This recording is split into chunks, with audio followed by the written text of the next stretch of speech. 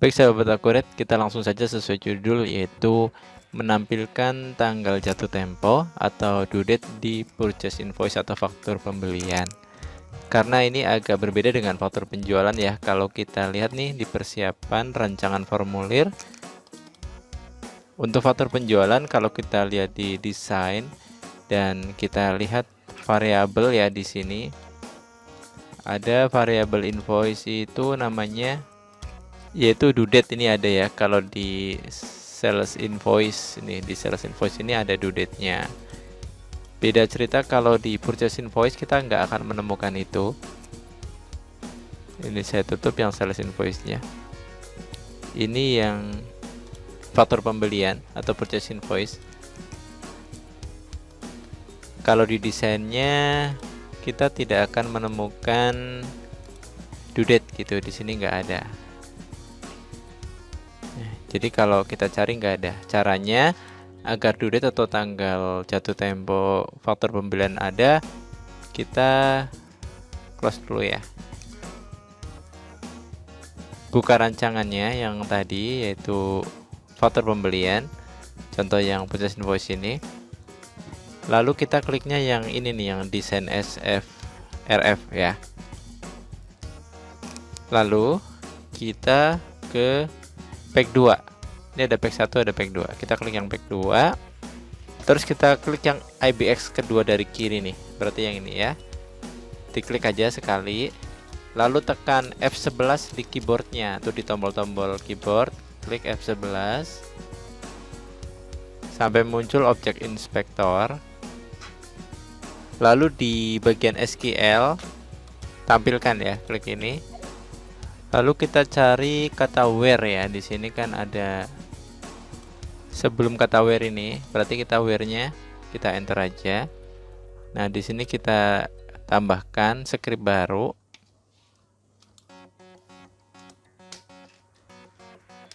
Ini scriptnya seperti itu.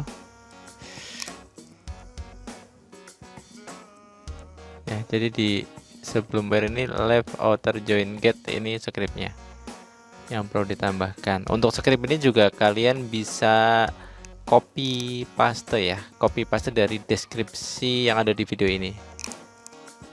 Terus di bagian select, lalu di bagian select yang ini ya, ini kita tambahin aja di endingnya, ini kan sebelum from, berarti di list yang terakhir nih kita koma, terus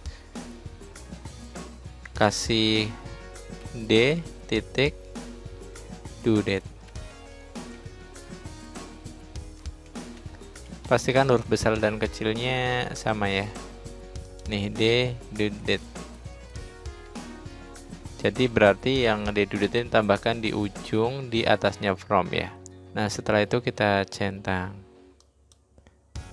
Lalu kembali ke pack 1.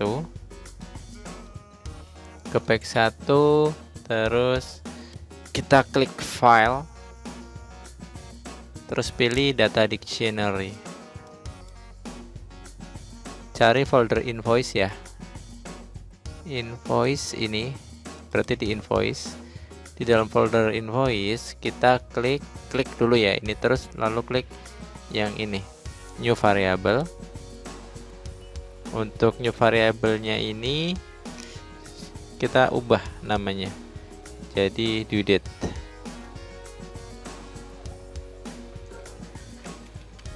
Seperti ini. Terus kita klik. Lalu kita cari nih di sini ya, di kolom dialog from query ini. Cari due date-nya di sini. Yang ini ya. Lalu klik OK. Oke, sekarang kita mau menampilkan due date-nya di sebelah mana? Itu tinggal insert yang ini, rectangle object. Contoh ya, saya taruh di sini saja nih. Sebagai contoh aja, nanti kalian bisa letakkan di atas atau di mana. Sebagai contoh aja di sini due date-nya saya kasih ini namanya dulu deh.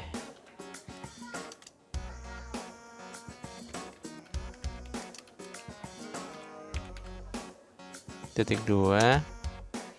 Lalu ambil variabelnya ya. Invoice due date. Lalu di OK. Lalu di OK. Centang, Saya panjangkan deh di sini. Atau kalau mau dipisah juga boleh ya. Misalkan tanggal jatuh temponya sendiri, ininya sendiri. Ini saya hapus dulu.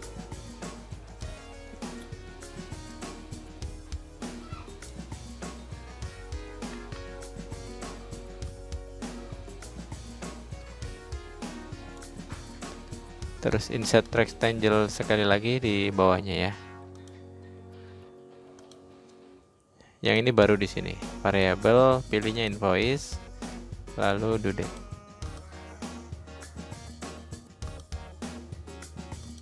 Centang.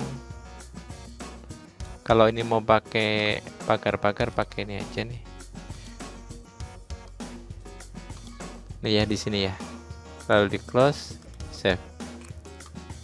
Lalu di OK. Kita akan coba buktikan di pembelian. Kita lihat aja faktur pembelian yang sudah ada sebelumnya. Ini kan termnya 30 hari ya. Misalkan ini kan tanggalnya 20 bulan 3. Berarti due date-nya 30 hari setelah tanggal ini gitu ya. Kita coba aja. Preview. Ini muncul nih. Nah, kalau variabelnya begini jelek ya, kita mau ubah kembali ke rancangan formulir yang tadi.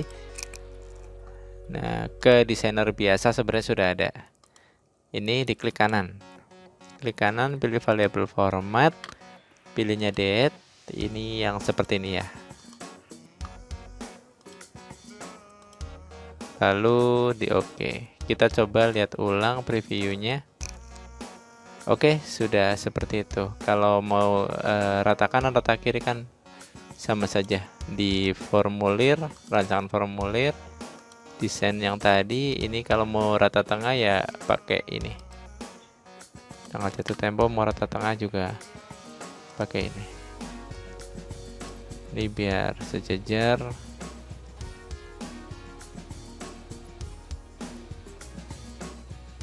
Bisa sih ya seperti itu. Kita geser-geser aja.